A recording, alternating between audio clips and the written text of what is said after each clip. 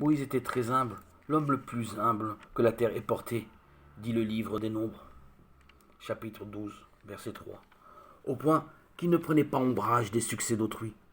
Josué lui-même, le fidèle collaborateur, s'en étonnait. Un jour, il vint rapporter à son maître une chose surprenante, alors que sur l'ordre de Dieu, Moïse avait convoqué auprès de lui 70 hommes destinés à le seconder, pour que Dieu lui insuffle son esprit. 68 se présentèrent à l'appel, mais 2 ne se déplacèrent pas et restèrent dans le camp. Ils s'appelaient Eldad et Médad. L'histoire ne dit pas quelle était leur motivation. Dieu fit ce qu'il avait dit, et les 68 nouveaux collaborateurs de Moïse se mirent à prophétiser. Mais voilà qu'Eldad et Médad en firent autant là-bas dans le camp. Rien d'étonnant après tout. Dieu avait bien fait ce qu'il avait dit.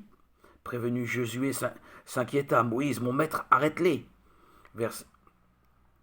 Sous-entendu, le pouvoir risque de t'échapper.